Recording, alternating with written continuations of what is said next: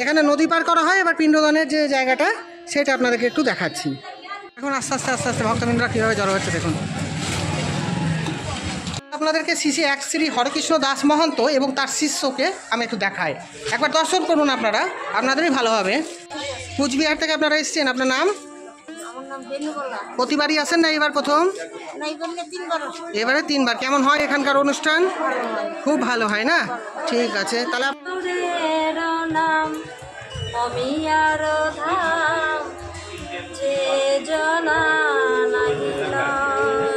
এবার আপনাদেরকে এই যে বৈষ্ণবীয় পঞ্চতত্ত্ব আছে, 5 মুখ্য ব্যক্তি ছিলেন, তাদের নামটা একটু আপনাদেরকে বলছি, আপনারা শুনুন। পঞ্চতত্ত্ব কে কে? অদ্বৈত, নিত্যানন্দ, গৌর সুন্দর, গৌর, হ্যাঁ, আর হচ্ছে গদাধর, চিবাস। আচ্ছা আচ্ছা, আপনার নাম এবং কোথা থেকে এসেছেন বলুন? আমি বেলপুকুর। আচ্ছা, বেলপুকুর, নবদ্বীপ না নবদ্বীপ একটা বেলপুকুর হচ্ছে মামাবাড়ি। আচ্ছা, কোন জেলা? এটা নদিয়া। নদিয়া না? চরণ চিহ্ন মন্দির, এটা মহাপ্রভুর চরণ আছে এখানে। দেখুন, এটার একটা রূপ গোস্বামীর হাতে প্রতিষ্ঠা করা এই যে মদন মোহনের মন্দিরটা আপনাদেরকে দেখাচ্ছি। ভেতরে রাধাকৃষ্ণ আছে, কোষ্ঠী পাথরের দ্বারা নির্মিত। দেখুন এখান থেকে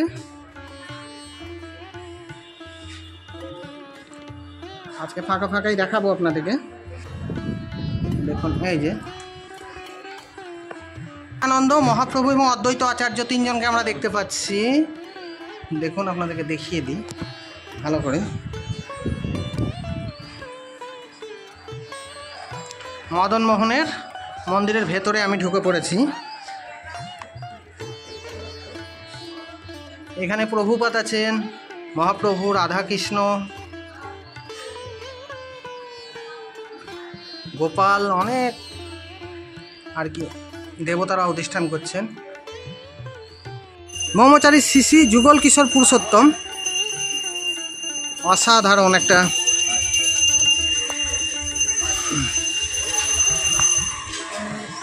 পাশ্চাত্যে সমগ্র বিশ্বে যুগ ধর্ম শ্রী হরিনাম সংকীর্তন ধর্মের মূল প্রচারক প্রবর্তক আচার্য কুল চূড়ামণি তথা মূল প্রভুপাদ নিত্যলীলা বৈষ্ঠ ও বিষ্ণুপাদ 108 শ্রীমদ্ ভক্তি সিদ্ধান্ত সরস্বতী গোস্বামী ঠাকুর। এই দেখুন লেখাই আছে,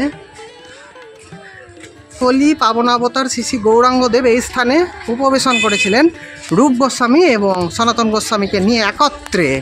এই যে এবার আপনাদেরকে একটা জিনিস দেখাতে চলেছি, জীব গোস্বামীর হাতে প্রতিষ্ঠিত বিগ্রহ, সেগুলো আপনাদেরকে এবার দেখাবো, সেই সাথে মন্দিরটা। চলুন ভেতরে ঢুকে আপনাদেরকে দেখাই। ঘাটটা দেখে নেন, কত সুন্দর সংস্কার করা হয়েছে। দেখুন এখনো কাজ চলছে।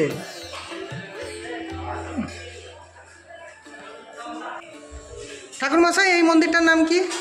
এই মন্দির মহাপ্রভু মন্দির, শ্রীজীব গোস্বামী সেবিত।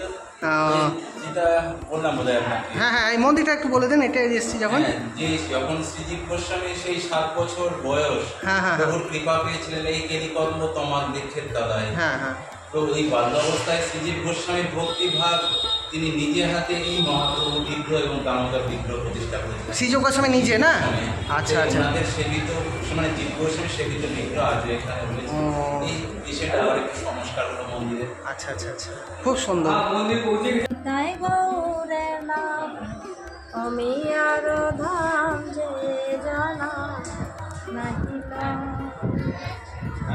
শ্রী রামকেলি ধামের এবার আপনাদেরকে গিরিধারী জিউর মন্দিরটা দেখাবো, স্থাপিত 1981 সালে। চলুন আপনাদেরকে একটু দেখাই। চলুন আপনাদেরকে আগে গিরিধারী মূর্তিটাকে দর্শন করাই। শ্রী রামকেলি ধাম গৌড়ে আমি দাঁড়িয়ে আছি, গিরিধারী মন্দিরের ওপরে মূর্তিগুলোকে আপনাদেরকে দর্শন করালাম। তা হান্টার সাহেব তো বলছেন তার গ্রন্থতে যে এখানে মোটামুটি আজকের দিনে 5 দিন ধরে অনুষ্ঠান এবং 30,000 লোকের যে সমাবেত হওয়ার ঘটনাটা তিনি তার বইয়ে তুলে ধরেছেন। আপনারা যারা বইটা আর কি সম্পর্কে জানেন না তারা অবশ্যই একটু গুগলে সার্চ করে দেখে নিন। The statistical account of Bengal, মালদার ওপরে লেখা হান্টার সাহেবের, WW হান্টার।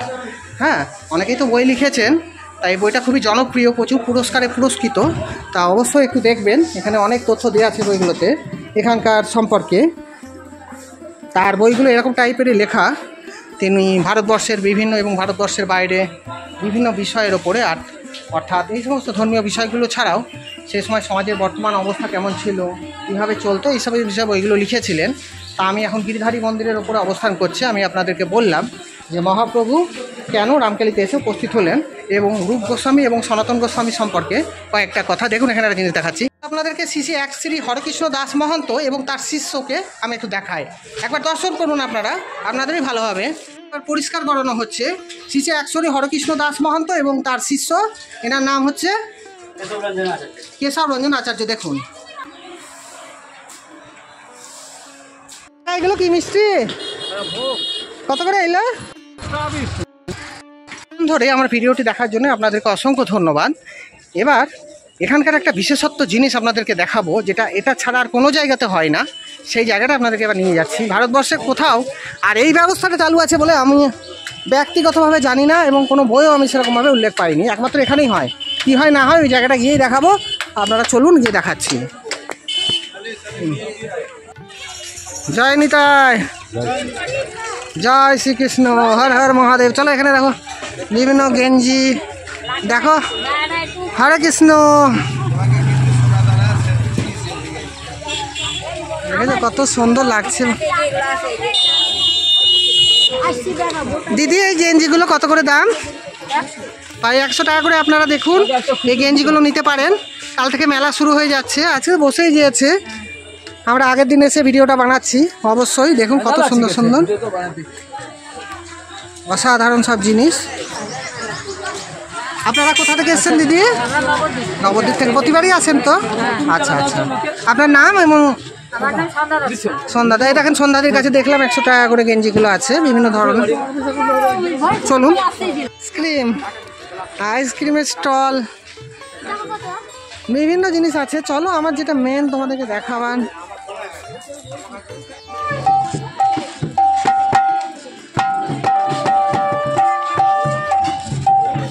আপনি কোথা থেকে এসছেন? মুর্শিদাবাদ থেকে। বাহ, প্রতিবারই আসেন তো? আপনার নাম? প্রবাস দাস। আচ্ছা, এই যে প্রবাসদা খোল বাজাচ্ছে, মুর্শিদাবাদ থেকে এসছে, অসাধারণ খোল বাজানো, বাজাও।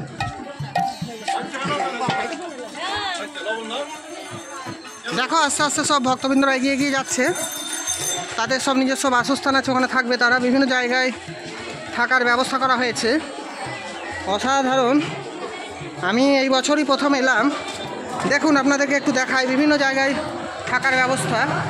এখানে অনেক মন্দির আছে, অসুবিধা হবে না বন্ধুরা, কেউ যদি আসতে চান এসে এখানে থাকতেই পারেন। হ্যাঁ, কমিটির সঙ্গে যোগাযোগ করে থাকার ব্যবস্থা করা যাবে। এই মন্দিরটার নাম কি গো? জয় রাধে। এই মন্দিরটার নাম কি? এই মন্দিরটার নাম দেখুন এখানে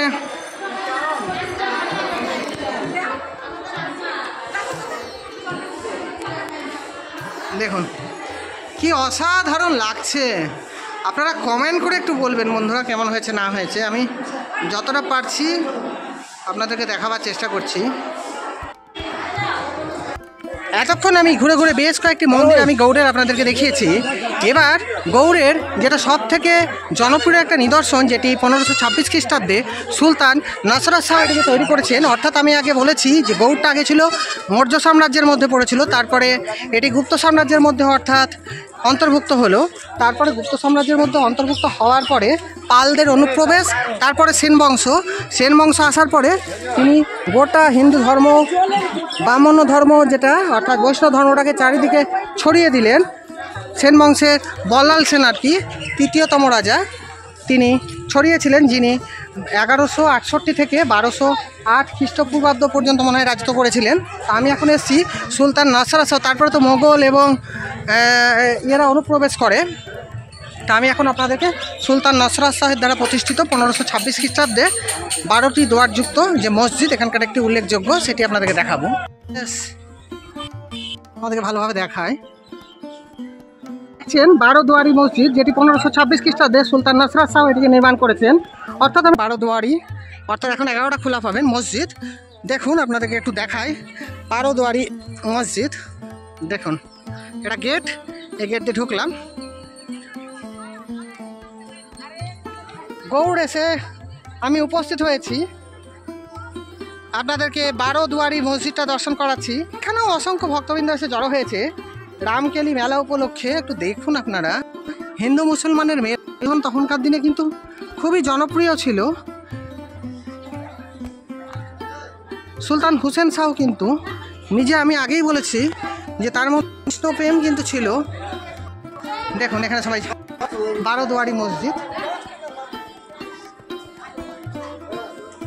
হিন্দু এবং মুসলিমের মেলবন্ধন না, সেই সময়ে আমি বলছি যে সময় এই যে এগুলো নির্মাণ হয় মসজিদ টসজিদগুলো, তো হুসেন শাহের রাজত্বকাল। আচ্ছা, বিভিন্ন বই থেকে আমরা জানতে পেরেছি যে সেই সময় নাকি বৈষ্ণবদের মধ্যে মানে গণবিবাহ রীতিটা চালু ছিল। নিত্যানন্দ মহাপ্রভু এবং চৈতন্য মহাপ্রভু একত্রে গণবিবাহটা চালু করেছিলেন, কেননা সেই সময় মানুষের অবস্থা ভালো ছিল না, অনেকেই দরিদ্র সীমার নিচে বসবাস করতেন। তা সেই সময় যে গণবিবাহ রীতিটা চালু ছিল, এই যে রূপসাগর আমরা বলছি, এই সাগরের আর কি ধারে ছোট ছোট যে পাঁচিলগুলো ছিল সেখানে আর কি বৈষ্ণব এবং বৈষ্ণবেরা একত্রিত হতেন এবং তাদেরকে আর কি কেউ কাউকে দেখতে পেত না। মহিলারা কি করতেন, গোটা চলো শরীরটা আর কি বস্ত্র দ্বারা আবৃত করে রাখতেন তাদের বা হাতের বৃদ্ধাঙ্গুলি দ্বারা আর কি তাদেরকে নির্বাচন করতে হতো পত্নীরূপে। তা সেই থেকেই নাম হয়েছে গুপ্ত বৃন্দাবন। তা চলুন এবার আপনাদেরকে একটা জায়গা দেখাচ্ছি। এখন আপনাদেরকে দেখাচ্ছি ফিরোজ মিনার, যেটি 1486 খ্রিস্টাব্দে হাফসি বংশের সুলতান সাইফুদ্দিন ফিরোজ শাহ নির্মাণ কার্যটি শুরু করেন এবং 1489 খ্রিস্টাব্দে মিনারটি সম্পন্ন করেন। এই মিনারটিতে টোটাল 63টা সিঁড়ি আছে। এখন এই দেখুন কি উঁচু, দেখুন। আচ্ছা আমার তো অবস্থা কঠিন হয়ে যাচ্ছে। এই দেখুন, আচ্ছা এটা কি? না না, ওই পিণ্ডদানের এখানে সীতামাতা পিণ্ডদান করে এখানে বৈতরণী নদী পার হয়ে গেছিল, বৃন্দাবন হয়েছিল। আচ্ছা আচ্ছা, তা এখানে মহিলাদের পিণ্ডদানের ব্যবস্থাটা হয়? হ্যাঁ হয়। এইখানে এটা দেখাবো? হ্যাঁ, ওখানে পিণ্ডদান হয়, এখানে নদী পার করা হয়। আচ্ছা আচ্ছা, ব্যাস এখানে নদী পার করা হয়। এবার পিণ্ডদানের যে জায়গাটা সেটা আপনাদেরকে একটু দেখাচ্ছি।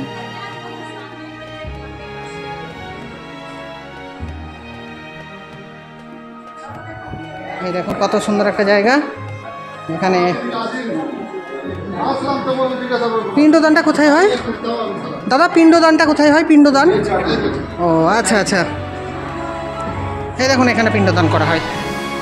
জায়গাটা আপনাদেরকে দেখিয়ে দিলাম। মহিলাদের পিণ্ডদান একমাত্র এখানেই হয়, রামক্যালিতে, যার জন্য আপনাদেরকে একটু বলেছিলাম ধৈর্য ধরে থাকুন, শেষে দেখাবো। এইখানে হয় এই যে মহিলাদের পিণ্ডদানের ব্যবস্থা, সকাল 6টা থেকে বেলা 12টা পর্যন্ত। এই জ্যৈষ্ঠ সংক্রান্তি তিথিতে এখানে মহিলাদের পিণ্ডদানের ব্যবস্থা করা হয়। বিভিন্ন জেলা থেকে, বিশেষ করে উড়িষ্যা, বিহার, ঝাড়খণ্ড এবং পশ্চিমবঙ্গের বিভিন্ন জায়গা থেকে মা বোনেরা ইত্যাদি তাদের মাদের আর কি পিণ্ডগুলোকে নিয়ে এসে এখানে পুজো পুজো করে ওই যে জায়গাটা দেখালাম ওখানে দানের ব্যবস্থা করা হয়। তা আপনার সব ভক্তবৃন্দরা মেলায় জড়সড় হতে শুরু করেছে, লাখে লাখে ভক্তবৃন্দ আসছে। দেখেন সবাই ঢুকছে, দেখুন কত লোক আস্তে আস্তে ঢুকছে, আপনাদেরকে দেখাচ্ছি।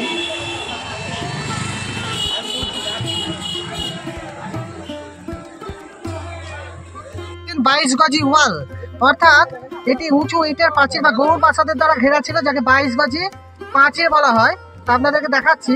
এটা মোটামুটি দ্বিতীয় মধ্যভাগ সুলতানদের প্রাইভেট কোয়ার্টারের জন্য বিখ্যাত ছিল অনেকে বলছে। দেখুন আপনাদেরকে একটু দেখায়, এই 22 গজি ওয়ালটা একবার দেখে নেন। হাফসি বংশ তো আপনাদেরকে দেখিয়ে আসলাম, এবার 22 গজি ওয়ালটা দেখুন। এই অসাধারণ জিনিস বন্ধুরা, এখানে যত যাচ্ছি ততই মনে হচ্ছে আরও দেখি আরও দেখি। আমার তো এগুলো দেখার কথাই ছিল না। দিয়ে এখানে আমার দুজন পরিচিত থাকে আর কি, ওরা বললো চলো চলো ওগুলো দেখায়। দিয়ে এই যে যাচ্ছে, দেখো সব যাচ্ছে। আচ্ছা দেখো 22 গজি ওয়াল, সুলতানি আমলে এই যে ওয়ালটা দেখছেন আপনারা, এখানে কিন্তু ওরা থাকতো আর কি সুলতানি আমলে। এই যে আপনাদেরকে হাফসি রাজবংশটা দেখালাম, ওখানে এই যে 5 তলা বিল্ডিং বিশিষ্ট যে মিনারটা দেখালাম 1486 খ্রিস্টাব্দে।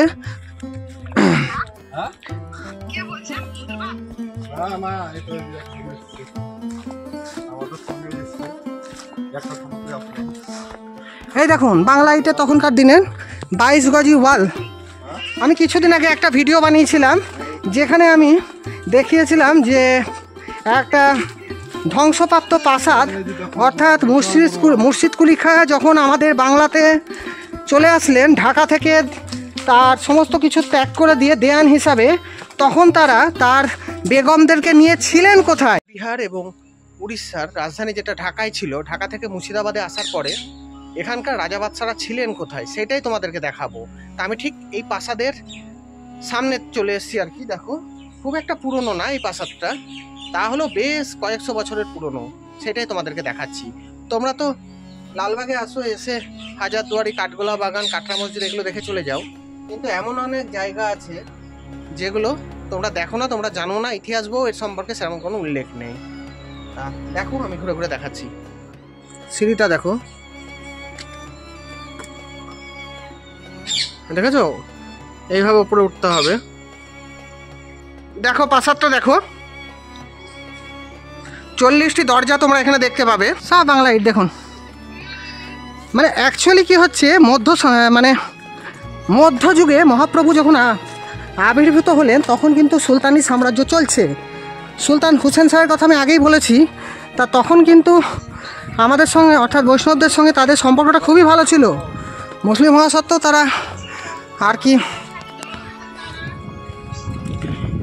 কৃষ্ণ ভক্তিটাকে সাদর আমন্ত্রণ নিয়ে সনাতন রূপ গোস্বামীকে কৃষ্ণ ভক্তে দীক্ষিত করেছিলেন। আমরা জেনেছি তারই আমলের সমস্ত নিদর্শন। দেখুন, অসাধারণ না? একটা জায়গা আপনাদেরকে দেখালাম, এখনও যেন না, মেন জিনিস আপনাদেরকে দেখানোই হয়নি বন্ধুরা। একটু ভিডিওটা বড় হবে, কেননা বারবার আসা সম্ভব না বন্ধুরা।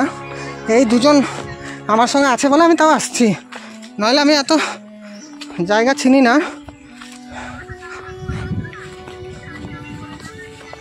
হ্যাঁ দেখো, দেখেছো ধ্বংসপ্রাপ্ত প্রাসাদ। দেখো কি ভয়াবহ পরিস্থিতি। হাফসি বংশের সুলতান এটি নির্মাণ করেন। চলুন,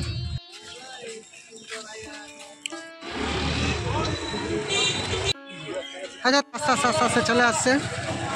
এই রামকেলিতে যে যে মন্দিরগুলো আছে তার একটা ছোটোখাটো মোটামুটি আপনাদেরকে বলে দিচ্ছি কী কী আছে, আপনারা একটু দেখে নেন। ইংলিশ বাজার, স্থান গৌড়, মালদাতে আর কি, রাম সীতার মন্দির, হনুমান মন্দির, শিব মন্দির, পিণ্ডদান কেন্দ্র, বৈতরণী নদী। দেখুন, আপনাদেরকে বলেছিলাম রামকেলি মেলা 4 দিন হবে, ঠাকুরমশাই বললেন। দেখুন সব এখানে নামাচ্ছে আর কি।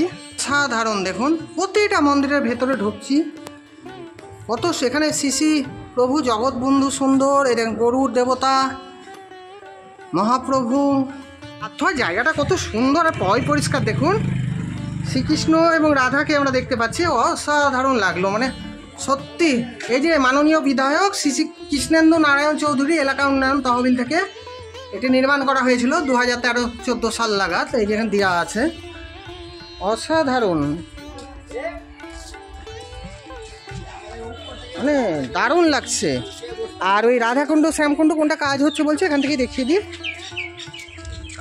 আচ্ছা, এইগুলো দেখুন সব কাজকর্ম করা হচ্ছে। এই যে বিভিন্ন 8টা কুণ্ডু আছে টোটাল, না? এখানে দুটো আছে, পিছনে আছে, আচ্ছা সাইডে আছে, রাস্তার ওইদিকে আছে। আচ্ছা, এটা রাধাকুণ্ড আর শ্যামকুণ্ড, এখানে দুটো আছে। আপনাদেরকে দেখালাম, 1 বছরের উপর লাগবে। দেখুন, যখন হবে তখন এসে আবার দেখাবো। এগুলো সব কাজ চলছে আর কি। না, যাবো না, আমি এখান থেকে একটু দেখিয়ে দিচ্ছি।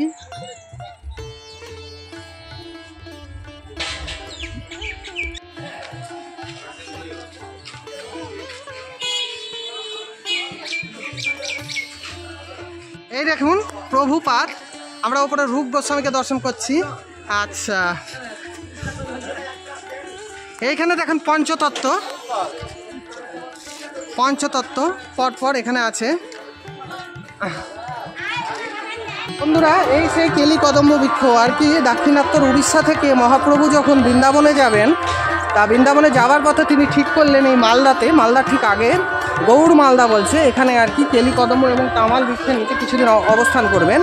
তা শ্রী কৃষ্ণদাস কবিরাজের চৈতন্য চরিতামৃত এবং বৃন্দাবন দাসের চৈতন্য ভাগবত থেকে আমরা জানতে পারি যে মহাপ্রভু এখানে এসে 3 দিন থাকার পর আর কি ভগবানের উদ্দেশ্যে নৃত্য করতে থাকেন, এবং প্রচুর ভক্তবৃন্দ সেই সময় এসে চৈতন্য মহাপ্রভুর আর কি পাদপদ্মে নিজেদেরকে সমর্পণ করেছিল।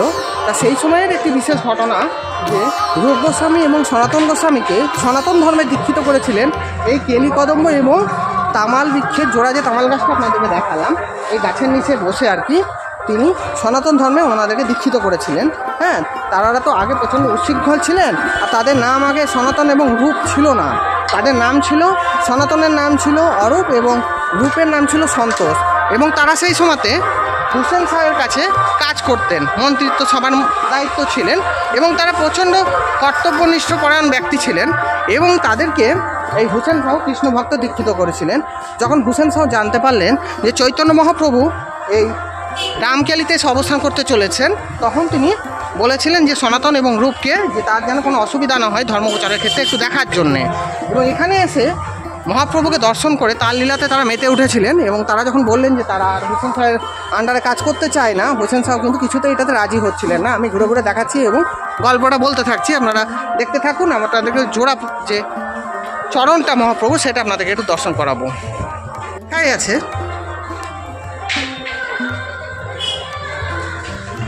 শ্রী চৈতন্য কৃপা দিয়ে আসিয়া আপনে আত্মসাৎ কইল কথা রূপ সনাতনে, শ্রীভক্তি সিদ্ধান্ত সরস্বতী মহাজন কীর্তিজার বিশ্বব্যাপী কৃষ্ণ সংকীর্তন। দেখাচ্ছি আপনাদেরকে, দেখেন চরণ চিহ্ন মন্দির, অসাধারণ 3 চূড়া বিশিষ্ট শ্রী শ্রী গুরু গৈরঙ্গ জয়ত। কত সুন্দর জায়গাটা গো, অসাধারণ। অদ্বৈত, নিত্যানন্দ, গৌর সুন্দর গৌর, হ্যাঁ, আর হচ্ছে গদাধর চিবাস। আচ্ছা আচ্ছা, চলেন রাধে রাধে বলেন, রাধে রাধে জোরে বলেন। বন্ধুরা, আপনাদেরকে তো বলেছি যে বাংলা যখন গৌড়ের রাজধানী ছিল সেই সময়টাতে আর কি গৌড়, পান্ডুয়া এবং পুণ্ডবর্ধন প্রভৃতি মৌর্য সাম্রাজ্যের অন্তর্ভুক্ত ছিল। তারপরে এখানে চলে আসলো পাল বংশ, তারপরে আসলো সেন বংশ। সেন বংশের শ্রেষ্ঠ রাজা বলাল সেন আর কি, তার বৌদ্ধ ধর্ম ছাড়াও তিনি হিন্দু ধর্মের পৃষ্ঠপোষক ছিলেন এবং হিন্দু ধর্মের সঙ্গে সঙ্গে বৈষ্ণব ধর্ম, ব্রাহ্মণ্য ধর্ম ইত্যাদিকে তিনি গোটা বাংলাতে ছড়িয়ে দিয়েছিলেন, গোটা ভারতবর্ষে। এবার এগুলো বলতে গিয়ে আমাকে একটু বলতে হবে আপনাদেরকে একটা কথা। যখন এই যে মিষ্টির কথার প্রসঙ্গটা উঠলো না, যে মহাপ্রভুর প্রিয় মিষ্টি রসকদম্বর আগে কিন্তু এখানে খাজাটা জনপ্রিয় ছিল, মানে রসম্বর ছিল জনপ্রিয়। তা এখান থেকে যখন রাজধানীটা সুলেমান করবানি, এবার করবানি বংশ ঢুকছে, কিন্তু ভালো করে শুনুন, সালটা আমি বলছি না, মাফ করবেন, সালটা আমার সঠিক এখন মনে পড়ছে না। তা সুলেমান করবানি যখন এখানে শাসন কার্য চালাচ্ছেন, তখন তিনি তার এই রাজধানীটাকে গৌড় থেকে টাংরায় নিয়ে গেলেন এবং সেখানে তিনি কি করলেন, চন্দননগর আছে না, চন্দননগর, ওখান থেকে একজন মুসলিম যারা খাজা মাজা তৈরি করে এরকম একজন ব্যক্তিকে নিয়ে আসলেন। তা সেই খাজাও তখনকার দিনে খুবই জনপ্রিয় হয়ে উঠেছিল আর কি। এখন তো কিছুই পাওয়া যায় না, রসকদম্ব বিখ্যাত। আমি অবশ্যই একটা কিনে খেয়ে দেখবো, কেমন দিয়ে আপনাদেরকে জানাচ্ছি, ঠিক আছে।